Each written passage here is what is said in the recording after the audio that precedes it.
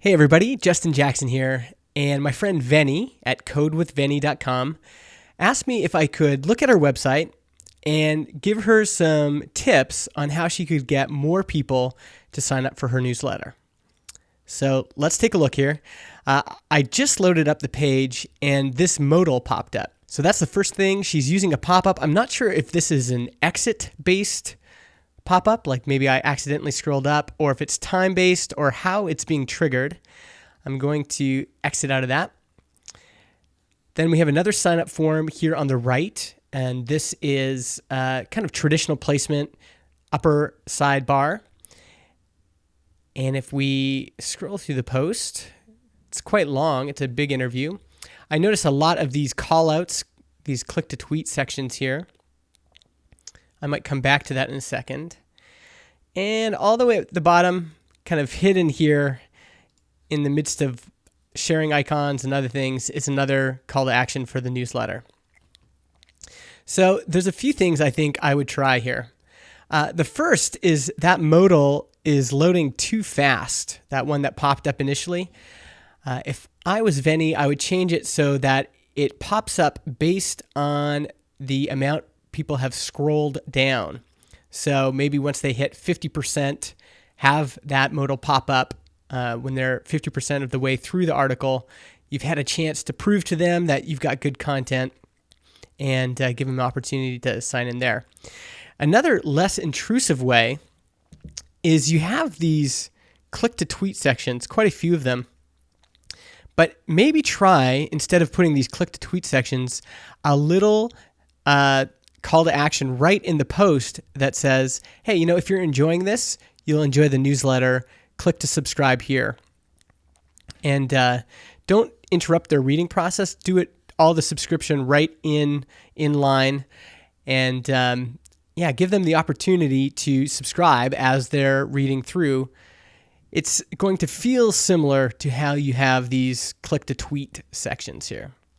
The other thing is with this placement right at the top, upper right-hand side, and you have to think about what are people doing when they land on this page? Well, they're going right to the content. That's why they're here. So pretty soon they're going to scroll away from that and they're not going to see it again. So having a really prominent subscription form maybe at the bottom instead of this byline would be a better place in terms of how people are reading than at the upper right. The other thing you could try is using a button instead of having the whole form visible on the page. There are some studies that show that when people click a button and then see a form, they're more likely to fill it out than if the form was visible in line in the page.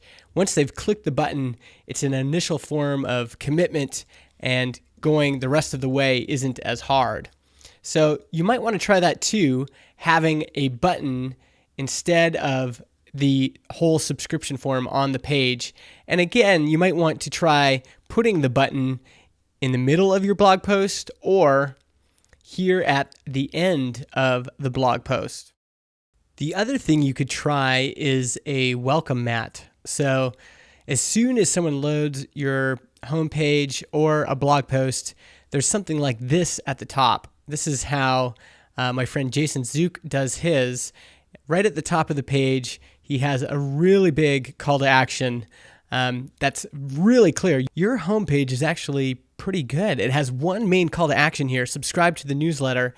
But I think Jason's, as you can see, the contrast between these two is, Jason's is really kind of loud. And this is also visible for all of his articles. So if I click on this one here, the welcome mat shows up at the top as well. You can also dismiss it so that it doesn't show again. So if I clicked on that, I would just see the article. But I know for a lot of folks that has increased the number of email subscribers they've had. Another technique that's been working really well for my friend Rob is he'll cross-post to Medium. So he'll have a blog post that he'll import into Medium. And then at the end, he has a call to action like this. Get the bonus content for this article instantly here. And he'll have some downloadable bonus content. And there's usually a really great hook learn the one thing David Ogilvy struggled with the most when it came to getting to clients. Can you guess what it was? Hint, you probably struggle with it too. And then when you click Get Bonus, there's a subscription form where he can send you the bonus. So what he's doing here is tapping into Medium's reach. This article here has over 1,000 recommends, and then having a really strong call to action at the end where the reader gets a bonus piece of content. Maybe it's a video or PDF or something related to the article he just wrote. So in your case, maybe you could have some sort of downloadable PDF or video that helps people take the next logical step after reading the interview or the blog post. Similarly, my friend Jared's best source for new email signups is this free book he did for designers. And he gets thousands of subscribers from this book.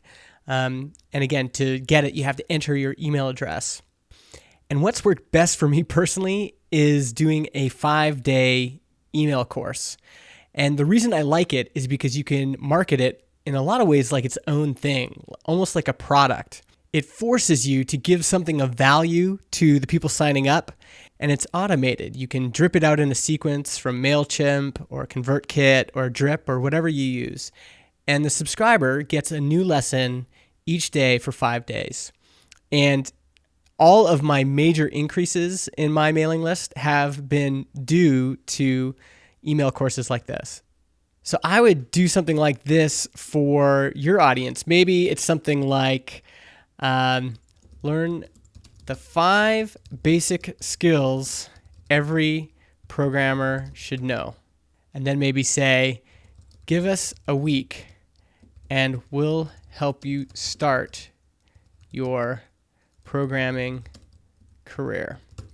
And then have the call to action say, subscribe now.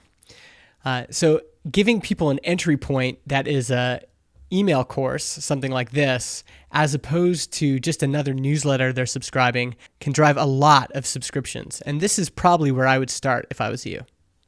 And the final thing you should do is load your website on your phone and see how easy it is to subscribe on your phone.